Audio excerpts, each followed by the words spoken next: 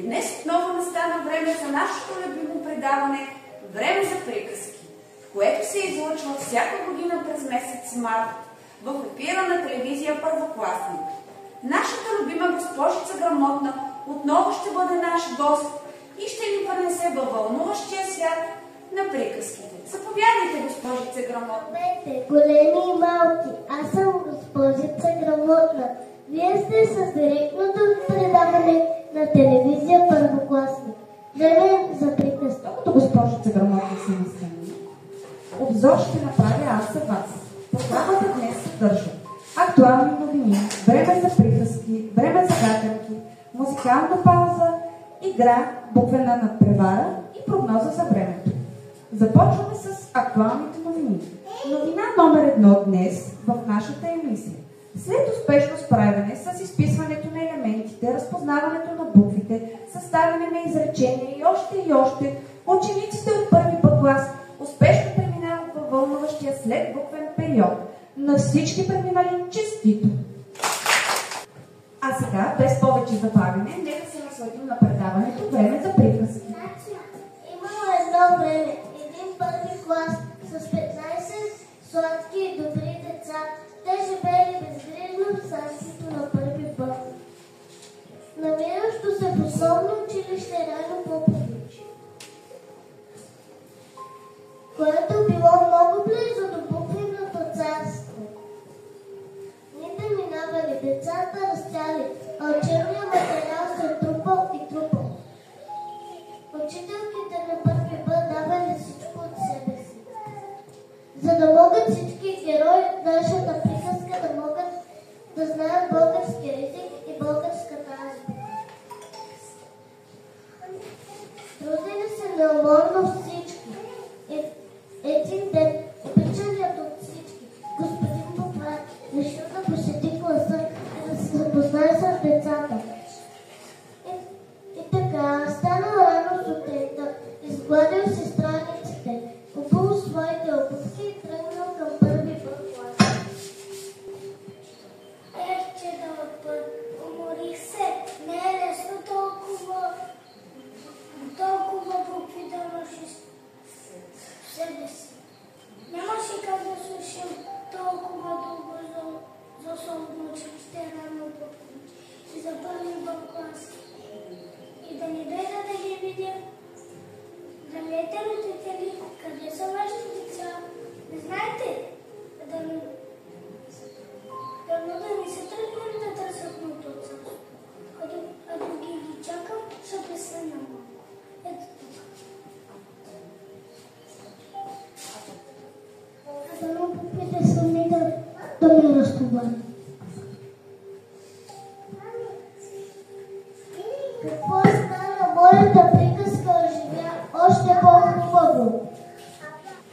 Някога в едно царство, по-точно буквеното царство, живеели букви 30 на брой. Букви важни, все от сой. Главен град на тази страна, красив, с буквите си надалеч известен. Бил столицата азбука. Сега започва азбуката любима. Аз съм първи номер в клас. Зато моята има аза, не аза, мама. Идва бързо Виолета, Вероника, Виктор, Валина. Най-любими са нашите имена.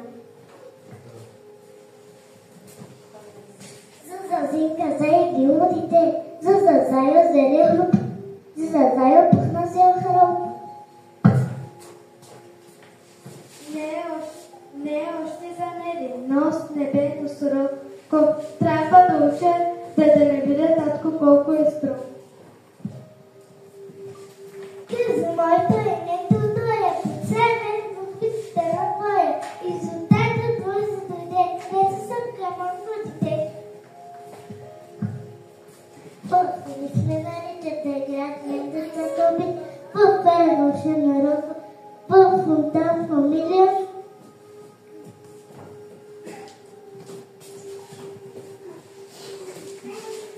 Не бягай от нас, не докато не се представя аз.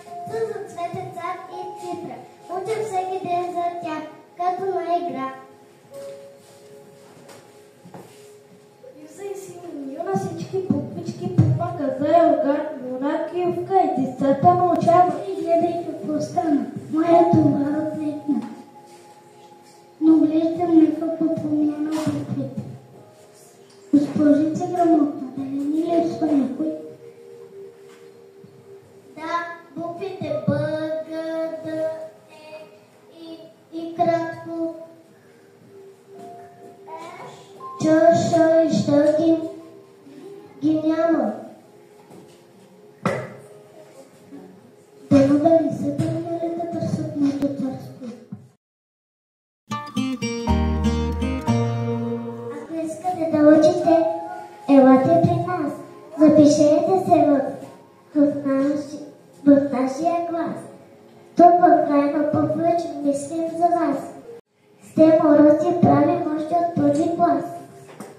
Ако искате да се занимавате с бизнес и търговия, а не знаете таблицата за умножение, запишете се във втори клас, а първите 10 ще получат безплатни таблици. При нас ще намерите химика и всичко няма.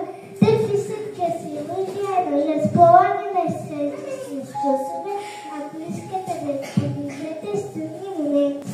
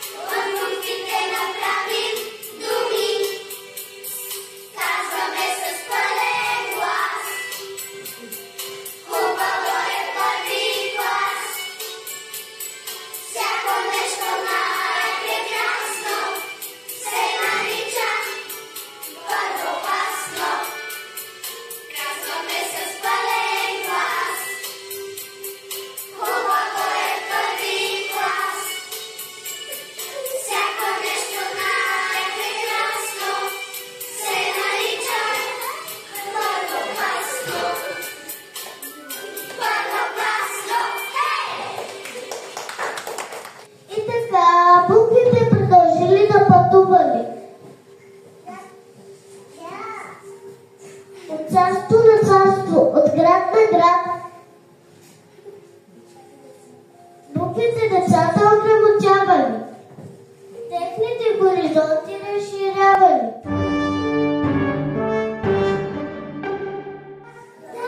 Виждаме картинката и записваме първата буквичка, с която започва тази думичка. Правили сме го, нали? Да. И после един от вас прочита какво изречение се е получило. Заповядайте, вашия екип. Ето ви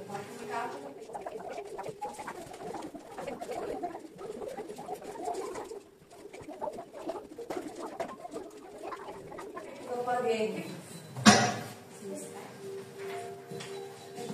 Че сме грамотни. Добре. Браво. Че можем да четем. Добър ден и от мен, дами и господа. Времето през ваканцията ще бъде подходящо. Щастливо и на вашата улица ще вятат сметките на вашите деца. Надяваме се това време да се задържи през